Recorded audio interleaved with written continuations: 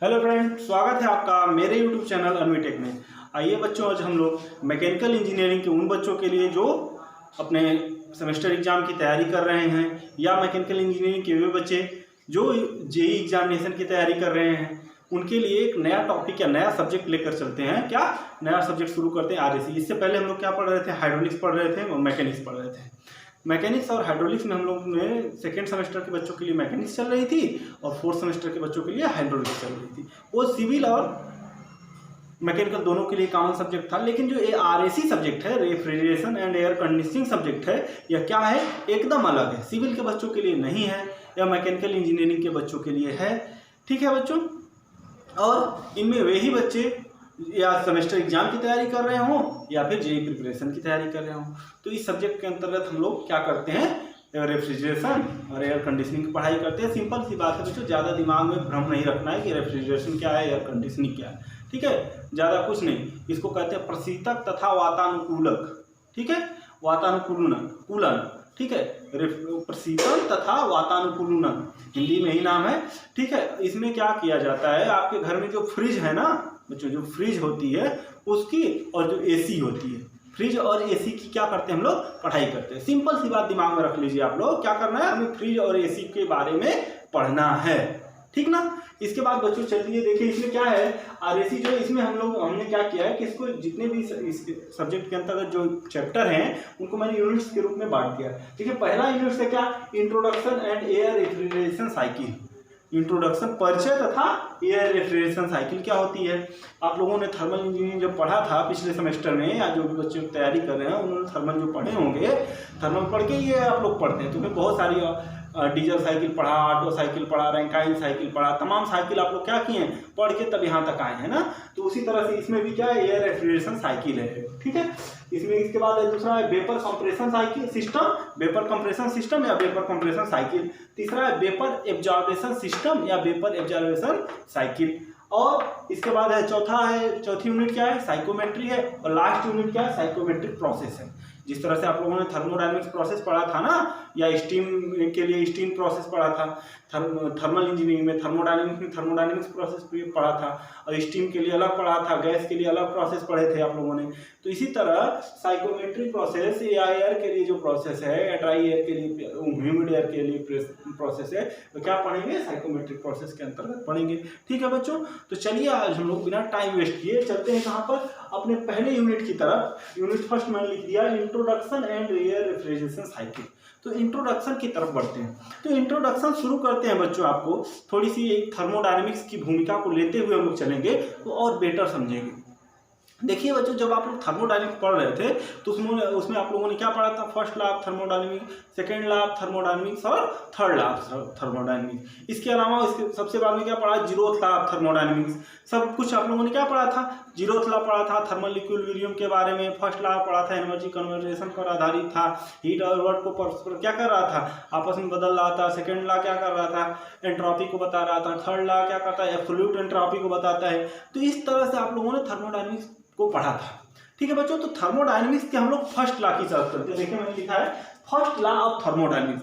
First law of thermodynamics क्या था बच्चों, ऊर्जा संरक्षण के नियम पर आधारित है। पहली बात, फर्स्ट लॉ ऑफ थर्मोडायनेमिक्स किस पर आधारित है, ऊर्जा संरक्षण के नियम पर आधारित है। ठीक ना। तो ऊर्जा संरक्षण के नियम पर आधारित है तो है क्या, तो है यही ऊर्जा संरक्षण का नियम। क्या है बच्चों, ऊर्जा को न तो खत्म किया जा सकता है न तो बनाया जा सकता है, केवल इसका क्या किया जाए, एक फॉर्म से दूसरे फॉर्म में रूपांतरण किया जा सकता है।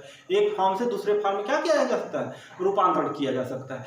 इसी प्रकार फर्स्ट लॉ ऑफ थर्मोडायनेमिक्स क्या कहता है कि जो है उष्मा है ना, उष्मा को, हीट को क्या, कार्य में, किसमें, वर्क में, हीट को वर्क में तथा वर्क को पुनः हीट में क्या किया जा सकता है, बदला जा सकता है।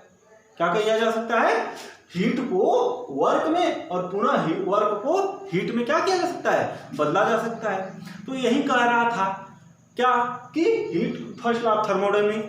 लेकिन यह नियम जो था बच्चों, यह चुप था, यह साइलेंट था, चुप था। किस लिए, इस चीज को आप लोग याद रखिए बच्चों, किस लिए चुप था, किस लिए चुप था बच्चों। देखिए तो यह लिख दे रहा हूं कि दिस law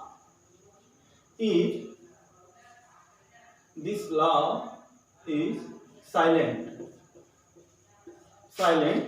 अबाउट, मतलब किसके बारे में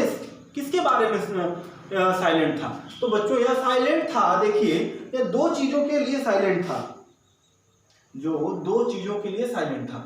नंबर एक बात, यह नहीं बताता था कि कन्वर्जन रेशियो क्या होगा, कन्वर्जन रेशियो का बदलने का क्या होगा, पूरी की पूरी ऊष्मा कार्य में बदलेगी या पूरा का पूरा कार्य ऊष्मा में बदलेगा, या कुछ ऊष्मा कार्य में बदलेगी या कुछ कार्य ऊष्मा में बदलेगा, यह नियम नहीं बताता था। तो पहली चीज कन्वर्जन रेशियो को नहीं बताया, कन्वर्जन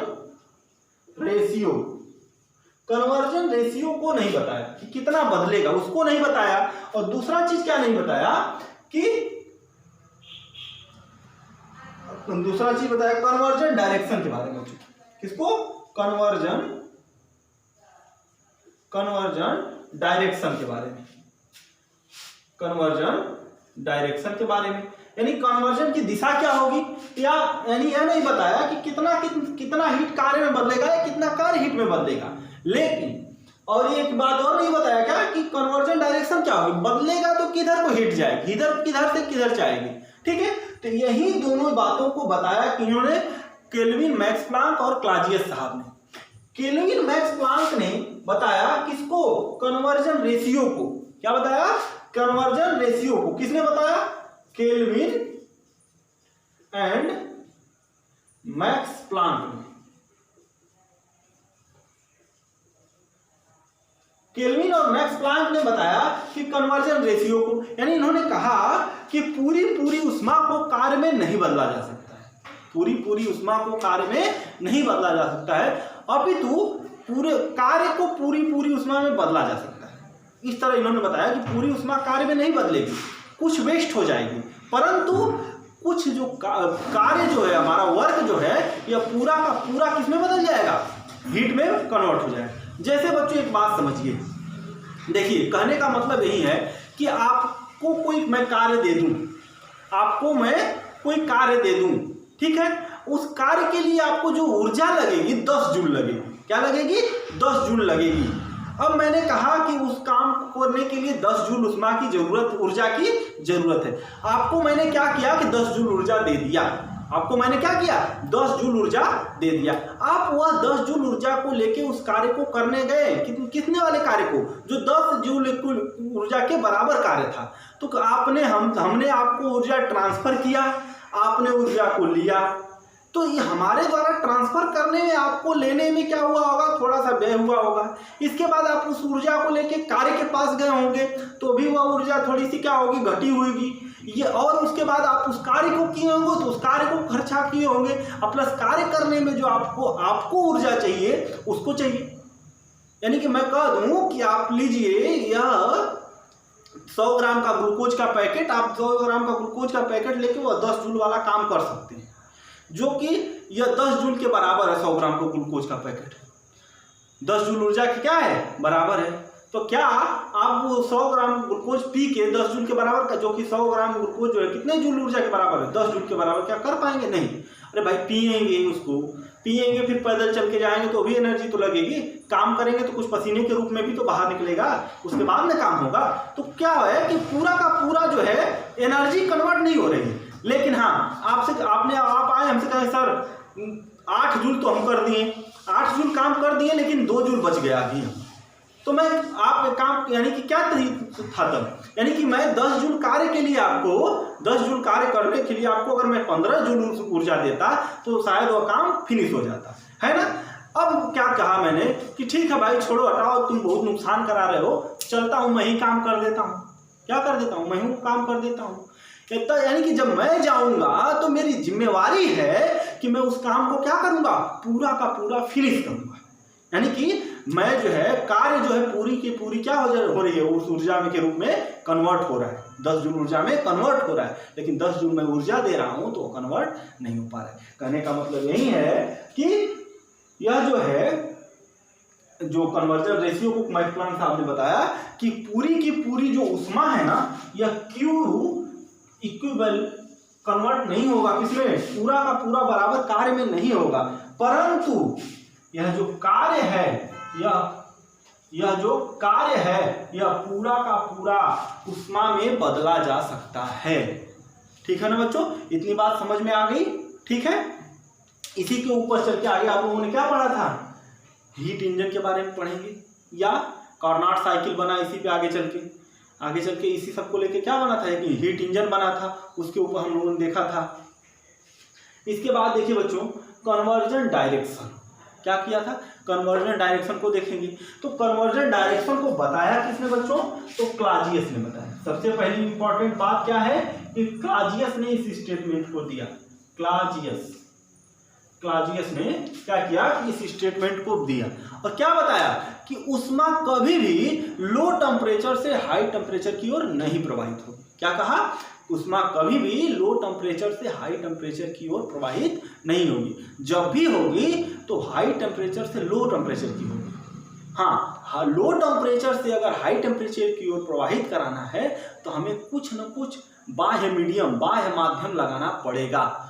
और बाद में चल के आप लोगों ने देखा था कि रिवर्स कार्नोट साइकिल इसके ऊपर काम करेगी और आगे चल के देखा जाएगा कि इसी को देखते हुए हम लोग फ्रिज और एसी को पढ़ेंगे, क्योंकि हमें फ्रिज किसको मेंटेन करता है, लो टेम्परेचर को मेंटेन करता है। एसी क्या करती है, हाई टेम्परेचर को मेंटेन करती है। या एसी भी देखेंगे, समर एक एसी होती है, एक विंटर एसी होती है, तो दोनों एसीओ में क्या डिफरेंस होता है इसको जाना जाएगा। तो हम लोगों ने क्या किया, क्लाजियस ने क्या बताया कि ऊष्मा जो है, ऊष्मा जो लो टेम्परेचर की है वह हाई टेम्परेचर की ओर, QT की ओर नहीं प्रवाहित होगी, सॉरी QH की ओर नहीं प्रवाहित होगी। यानी कि ऐसी ऊष्मा जिसका टेम्परेचर क्या है, लो है, वो हाई टेम्परेचर वाली ऊष्मा की तरफ नहीं बढ़ेगा। हाँ सॉरी, इसको लिख दीजिए TL, Q low temperature, HL high temperature, ST low temperature और हाई टेम्परेचर। ठीक है बच्चों, इसके बाद देखिए, तो इन्हीं दोनों लोगों के स्टेटमेंटों को देखते हुए आगे हम लोग क्या करेंगे, पूरी की पूरी इस चैप्टर को, इंट्रोडक्शन रेफ्रिजरेशन साइकिल को पढ़ेंगे। चलिए बच्चों, एक काम कीजिए कि इसका स्क्रीनशॉट अभी ले लीजिए थोड़ा सा, ताकि आपको आगे पढ़ाने में कोई समस्या ना हो। उसको नोट कर लीजिए अपना, इसके बाद इसका नोट करिए, फिर आगे बढ़ा जाए। हाँ, तो बच्चों क्या था, आप लोगों ने पढ़ लिया कि फर्स्ट लॉ किसके बारे में साइलेंट था, कि कन्वर्जन रेशियो और कन्वर्जन डायरेक्शन।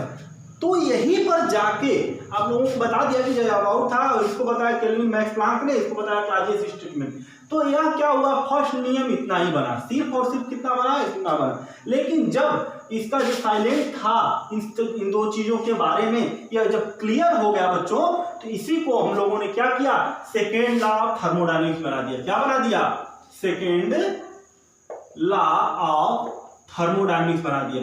तो यानी सेकेंड लॉ ऑफ थर्मोडायनेमिक्स में दो लोगों का स्टेटमेंट आ गया। किसका किसका बच्चों, एक क्लाजियस का, किसका, एक क्लाजियस का,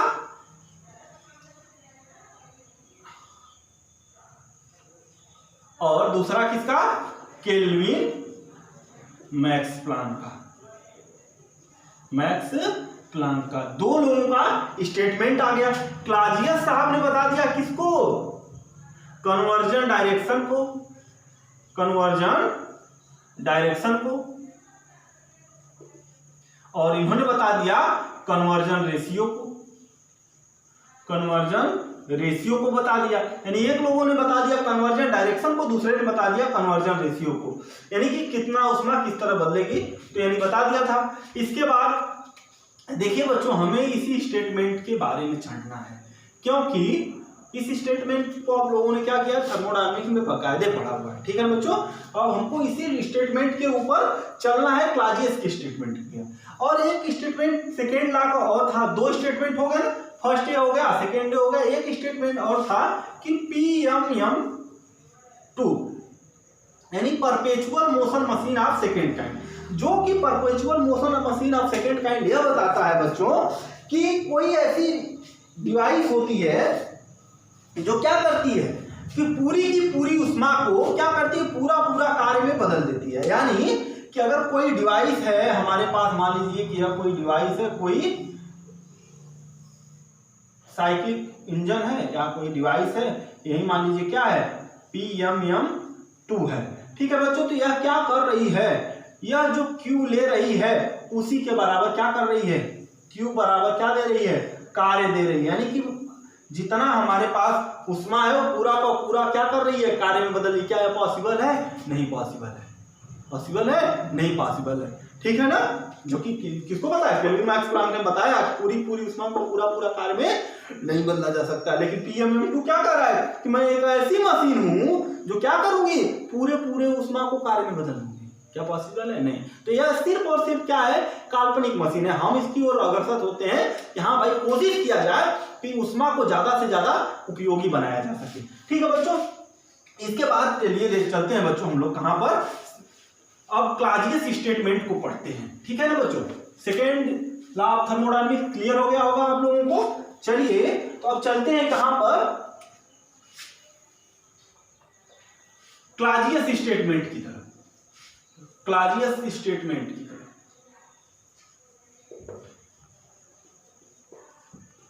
और समझते हैं कि क्या कह रहा है। तो क्लाजियस स्टेटमेंट क्या कह रहा है, उष्मा स्वतः जो है लो टेम्परेचर से, क्या लो टेम्परेचर से हाई टेम्परेचर की ओर प्रवाहित नहीं होगी। क्या लो टेम्परेचर से हाई टेम्परेचर की ओर क्या करेगी, प्रवाहित नहीं होगी। इसके लिए आपको क्या करना पड़ेगा, कुछ कार्य खर्चा करना पड़ेगा। क्या करना पड़ेगा, कुछ कार्य खर्चा करना पड़ेगा, या कुछ कार्य क्या करना पड़ेगा, खर्चा करना पड़ेगा, या कोई रिवर्स हीट इंजन लगाना पड़ेगा। हीट इंजन क्या करता था, हाई टेम्परेचर से उष्मा लेता था, लो टेम्परेचर में फेंक देता था। देखिए यह हाई टेम्परेचर रीजन है, इसको वो सोर्स करते थे आप लोग, सोर्स, और इसको क्या कहते थे, सिंक कहते थे ना। सिंक जो था लो टेम्परेचर वाला जोन था, और सॉरी लो टेम्परेचर वाला जोन था, और यह क्या था, हाई टेम्परेचर वाला जोन था। और उसमें हीट इंजन क्या कर रहा था, हाई टेम्परेचर से उष्मा लेके लो टेम्परेचर की तरफ दे रहा था और कुछ कार्य मिल रहा था। ये तो पॉसिबल है, लेकिन इसके लिए क्या करना पड़ेगा, हमें कुछ कार्य करना पड़ेगा, रिवर्स हीट इंजन को चलाना पड़ेगा। तब जो है यहां से क्या होगी, QE निकलेगी, एक्सट्रैक्ट होगी, उष्मा खींची जाएगी, और जो है यहाँ पर इधर QR होगी, उष्मा क्या होगी, रिजेक्ट होगी। तो रिवर्स हीट इंजन क्या करता है, हमें क्लाजियस स्टेटमेंट यही था ना बच्चों कि बिना किसी बाह्य माध्यम के या कोई एक्सटर्नल डिवाइस लगाए हम क्या कर सकते हैं, लो टेम्परेचर से उष्मा निकाल के हाई टेम्परेचर में नहीं फेंक सकते हैं बिना किसी माध्यम के। तो यहाँ पर देखिए मैंने एक माध्यम लगा दिया जिसका नाम है रिवर्स हीट इंजन। इससे क्या किया कि मैंने लो टेम्परेचर से उष्मा को खींचा और खींच कर क्या किया, हाई टेम्परेचर की ओर प्रवाहित कर दिया। अब देखिए बच्चों, यहीं पर चल के हमारी पढ़ाई शुरू होती है। देखिए यहां क्या किया जा रहा है, लो टेम्परेचर रीजन है और इसी को मेंटेन किया जा रहा है, इसी से उष्मा खींची जा रही है। यानी कि इसमें जो टेम्परेचर है और कम किया जा रहा है, यानी उष्मा इससे खींची जा रही है, इसका मतलब क्या, टेम्परेचर और घटाया जा रहा है। तो यही जो है काम करता है क्या, रेफ्रिजरेटर। क्या करता है, रेफ्रिजरेटर, रेफ्रिजरेटर करता है। और बच्चों यही वाला काम, अगला वाला काम देखिए बच्चों, यहां वाला काम जो है यह रेफ्रिजरेशन इफेक्ट है, और यह वाला काम करता है क्या, हीट पंप। क्या करता है, हीट पंप करता है। ठीक है, हीट पंप यानी कि हाई टेम्परेचर रीजन में उष्मा को लो टेम्परेचर रीजन से निकाल के फेंकता है। ठीक ना बच्चों, तो चलिए अब हम लोग अब आगे बढ़ेंगे, किसको देखेंगे, रेफ्रिजरेटर और हीट पंप दोनों के बारे में पढ़ा जाएगा। अभी इतना कर लीजिए, आप लोग समझ में आ गया होगा जहां तक उम्मीद करता हूं बच्चों। ठीक है ना,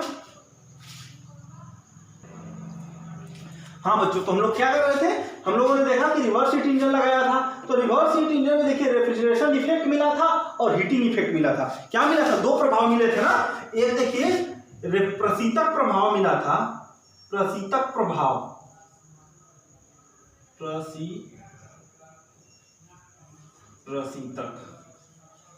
प्रशीतक प्रभाव मिला था, और दूसरा क्या, हीटिंग इफेक्ट मिला था। क्या, हीटिंग इफेक्ट मिला था। तो यही दो प्रभाव मिले थे किसके, रिवर्स हीट इंजन जब चल रहा था। तो रिवर्स हीट इंजन जब चल रहा था तो हमें दो प्रभाव देखने को मिले थे, यानी कि एक रेफ्रिजरेटर का मिला था, एक हीट पंप का मिला था। तो हमने बताया, देखिए इनके लिए बच्चों हम लोग जब हीट इंजन पढ़ते हैं तो उस समय क्या करते हैं, इफिशियंसी की बात करते हैं। क्या करते हैं? इफिशियंसी की बात करते हैं। लेकिन वही इफिशियंसी जब हम क्या पढ़ते हैं, आरएसी पढ़ते हैं या रेफ्रिजरेटर पढ़ते हैं या सीओ या आप क्या पढ़ते हैं, हीट पंप पढ़ते हैं, तो वही जो इफिशियंसी की बात है वो सीओपी कोफिशिएंट ऑफ परफॉर्मेंस के टर्म में आती है। कोफिशिएंट ऑफ परफॉर्मेंस के टर्म में आती है। क्यों? क्योंकि बच्चों देखिए इफिशियंसी जो है 100 तक के लिए 100% इफिशियंसी की जब बात करते हैं तो इफिशियंसी की बात हमारी 100% तक ही अलाउ है। 100 से ज़्यादा परसेंट यानी 110%, 120%, 130% जब आने लगता है तो क्या होता है, यह इसको अलग नाम, यानी 100 तक तो इफिशियंसी है हमारी परसेंटेज में, लेकिन 100 से जब ज़्यादा होने लगती है तो यही इफिशियंसी सीओपी के टर्म में आती है। अब देखिए बच्चों सीओपी होती क्या है, तो सीओपी होती है बच्चों कि हम क्या चाहते हैं और उस कार्य के उसके बदले में वो अपनी उस इच्छा को पूरा करने के बदले में हम क्या खर्च करते हैं, उसी का रेशियो ही क्या कहलाता है, सीओपी कहलाता है। यानी कि हम क्या चाहते हैं और उसके बदले में क्या खर्च कर रहे हैं, उसी का रेशियो क्या कहलाएगा, सीओपी कहलाएगा। तो यहाँ पर रेफ्रिजरेटर और हीट पंप दो डिवाइसें हैं, दोनों के द्वारा रेफ्रिजरेशन और हीटिंग इफेक्ट मिल रहा है। अगर हम रेफ्रिजरेशन इफेक्ट चाहते हैं तो रेफ्रिजरेटर लगाते हैं, हीटिंग इफेक्ट चाहते हैं तो हीट पंप लगाते हैं। तो हीट पंप रेफ्रिजरेटर, सबसे पहले बच्चों देखिए सीओपी किसकी, रेफ्रिजरेटर की। फ्रिज की जो सीओपी है वो क्या होगा, रेफ्रिजरेशन इफेक्ट बटे कार्य, एनर्जी या वर्क एक्सपेंडिचर, मतलब कितना कार्य खर्च कर रहे हैं, तो कार्य खर्च कर रहे हैं, तो इसको द्वारा निकालते क्या है। देखिए बच्चों यहीं से क्यूई तो खींचना है ना, हमें क्यूई खींचना है, तो सीओपी क्या हो जाएगी, जो इफेक्ट है क्यूई को खींचना है, यानी कि हम डिजायर इफेक्ट क्या है, क्यूई खींचना है, उसके बदले में हमें क्या करना है, कार्य करना है। तथा हीट पंप के द्वारा क्या करना है, देखिए हमें हीटिंग इफेक्ट प्राप्त करना है, यानी कि क्यूआर चाहिए, हमको हाई हीट चाहिए। तो यहाँ पर देखिए क्या हो गया, क्यूआर मिल गया।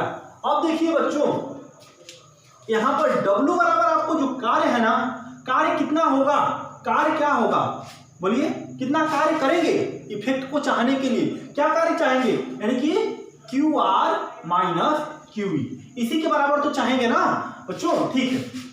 तो चलिए अब यहाँ पर मान रखिए, अगर वैल्यू रखेंगे आप लोग तो क्या मिलेगा, तो देखिए अब देखिए सीओपी किसकी, इसकी सीओपी किसकी, फ्रिज की, रेफ्रिजरेटर की, क्या होगा QE upon QR minus QE।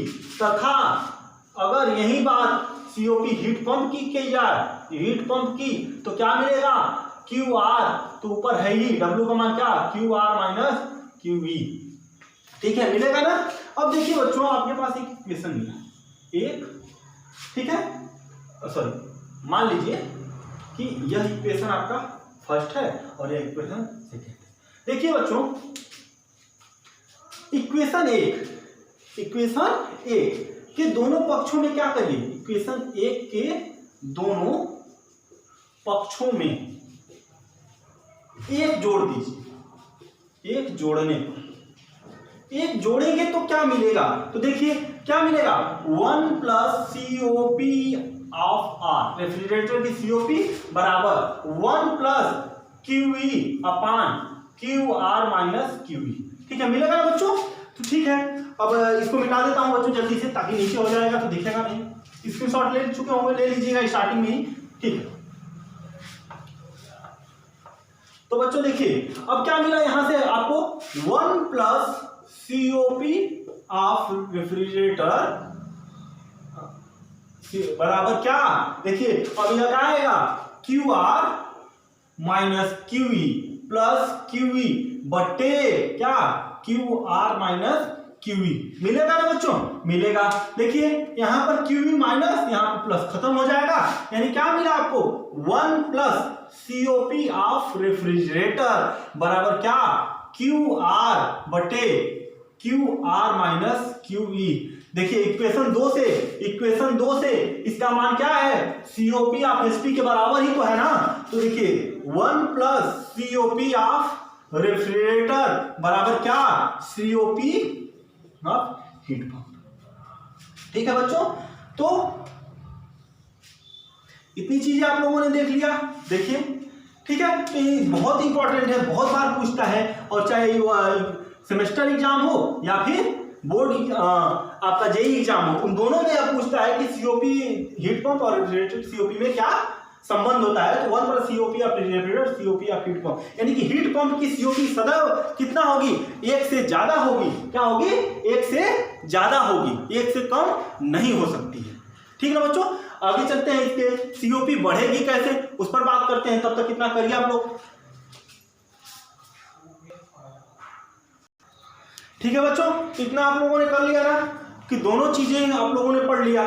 ठीक है, क्या करना है आपको कि सीधे सीधे समझना है। क्या सबसे पहले देखो बच्चों, ये इंट्रोडक्शन का चैप्टर, यह अगर समझ में आया तो आगे की पढ़ाई और आसान होगी। अभी मैं साइकिल कोई नहीं पढ़ा रहा हूँ, कोई साइकिल नहीं पढ़ा रहा हूँ, अभी आपको सिर्फ सीओपी समझा रहा था, कोफिशिएंट ऑफ परफॉर्मेंस, यानी हीट इंजन या हीट पंप या रेफ्रिजरेटर की एक तरह से इफिशियंसी में समझा रहा था, दक्षता समझा रहा था, और दोनों में रिलेशन बताया।